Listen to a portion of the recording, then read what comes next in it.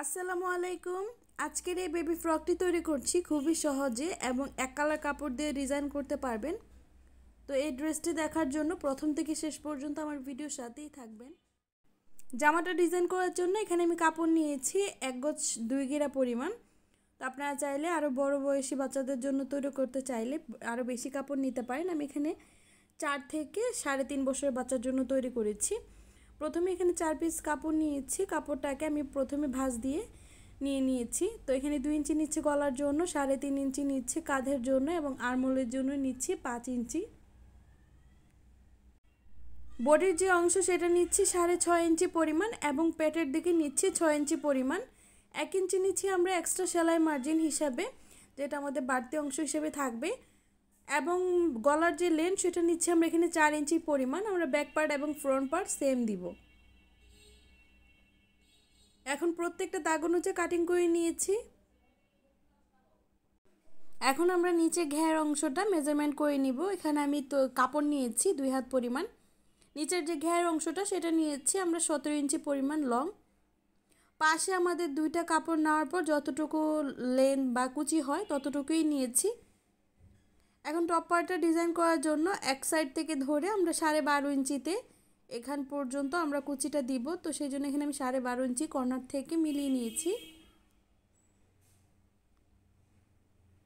12.5 ইঞ্চিতে আমরা এভাবে মিলিয়ে নেওয়ার কারণ হচ্ছে আমরা কাপড়টাও কিন্তু 12.5 ইঞ্চি নিব। আমরা টপ পার্টের লেন্থ যতটুকু নিব নিচের যে কুচিটা দিব বডির অংশতে সেটাও কিন্তু আমরা এত ইঞ্চিটাই নিব। তো টপ পার্টের যে লেন্থ সেটা নিচ্ছে আমরা 9 ইঞ্চি পরিমাণ। তো এক সাইড থেকে ধরে আমি আরেকটি সাইড মিলিয়ে দিয়েছি। এভাবে দেওয়ার কারণ হচ্ছে কুচিটা যখন দিব তখন কিন্তু খুব সুন্দরভাবে কুচিটা পড়বে। আমরা সমান দিকটা নিচের দিকে রেখেছি, রাউন্ড দিকটা আমরা গলা থেকে এভাবে মিলিয়ে দিয়েছি। টপ পার্টের লেন্থ 9 ইঞ্চি পরিমাণ। এখন আমরা যেই গলার পট্টিগুলো সেগুলোকে এক ভাঁজ করে সেলাই দিয়ে নিয়েছি। এক সাইড থেকে সেলাই দেওয়ার পর আমরা উপরে যে গলার পট্টিটা অ্যাটাচ করে নিচ্ছি। গলার পট্টিটা অ্যাটাচ করার জন্য আমরা টপ পার্টের উপরে রেখে তারপর চাপ সেলাইটা দিয়ে নিচ্ছি। ভাঁজ দিক থেকে রেখেছি আমরা, তারপর ছোট ছোট করে কাট দিয়ে হাতের সাহায্যে পট্টিটাকে সমান করে দিয়েছি, যাতে আমাদের উল্টো পাশে পরবর্তীতে চাপ সেলাইটা দিতে ইজি হয়। চাপ সেলাইটা দেওয়ার সময় অবশ্যই খেয়াল রাখবেন যাতে কোনো কুচকে না থাকে। সেমভাবে আমি ব্যাক পার্ট এবং ফ্রন্ট পার্ট দুইটাই কিন্তু কমপ্লিট করে নিয়েছি, মানে পট্টিটা লাগানো কমপ্লিট করে নিয়েছি।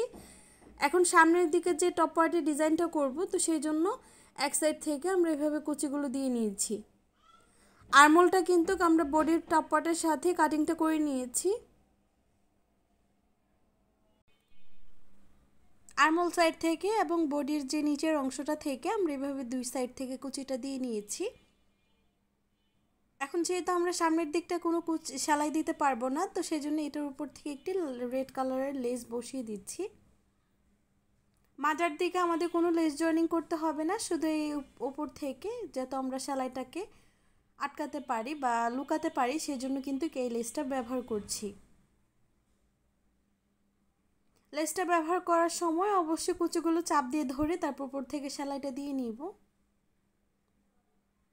এই সেলাইটা দেওয়ার শেষে আমরা এখন নিচ থেকেও কিন্তু কুচিটা অ্যাডজাস্ট করে আটকে দিচ্ছি, না হলে কিন্তু পরবর্তীতে ঘেরটা যখন আমরা অ্যাটাচ করব তো সেই ক্ষেত্রে কিন্তু লড়ে যাওয়ার সম্ভাবনা থাকে। এখন আর্মহোল সাইডের দিকে যাতে সমান থাকে কুচিগুলো, তো সেই জন্য বডির এক সাইড থেকে সেলাইটা দেওয়ার পর আর্মহোল দিকেও কিন্তু আমরা কুচিগুলো চাপ দিয়ে ধরে সেলাইটা দিয়ে নিব।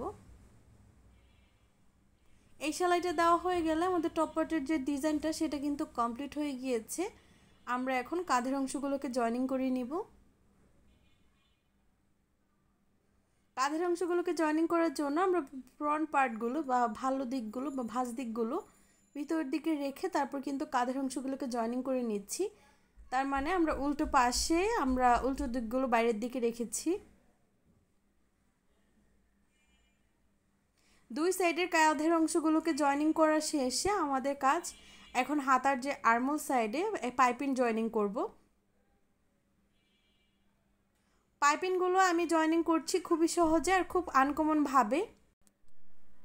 এখন আমরা একটি কাপড় নিয়েছি, লাল কাপড় 1 ইঞ্চি পাশে এক সাইড থেকে আমি হাতার যে আর্মল সাইডে মানে ভাঁজ দিক থেকে সেলাইটা দিয়ে নিচ্ছি। সেলাইটা দেওয়ার পর আমরা কোনো কাট টাট দিব না, একদম কাপড়টাকে ভাঁজ দিয়ে মানে 2 ভাঁজ করে আমরা উল্টো পাশে নিয়ে আমরা উপর থেকে একটি চাপ সেলাই দিয়ে দিচ্ছি। মানে নিচ থেকে আমাদের যে কাপড়ের অংশটা সেটার উপরও কিন্তু সেলাই পড়বে, আর উপর থেকে লাল কাপড়টার উপর থেকে মানে পাইপিনের উপর থেকে কোনো সেলাই পড়বে না, শুধু প্রিন্টেড কাপড়টার উপর থেকে সেলাইটা যাবে।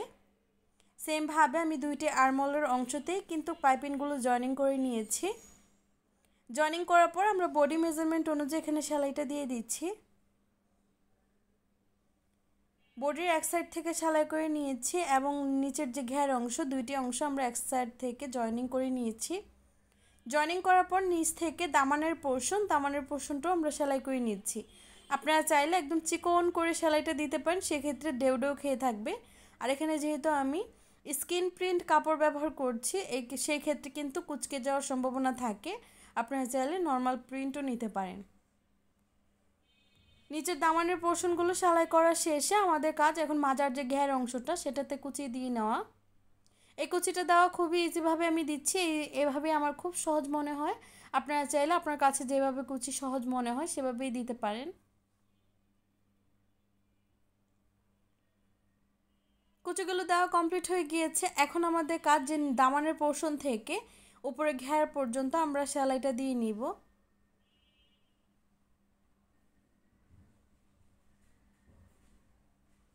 এভাবে সেলাই দেওয়ার ক্ষেত্রে কিন্তু আমাদের যে মার্জিনগুলো মানে 4টা ভাঁজ করে তারপর চক দিয়ে মার্জিন করে নিচ্ছে, আমরা এখানে কোনো কাট দিচ্ছি না, যাতে আমাদের ফ্রন্ট পাশ এবং যে সাইডের ফাড়া অংশের দিকে যাতে আমাদের মাজার ঘের অংশের জয়েনিংগুলো থাকে।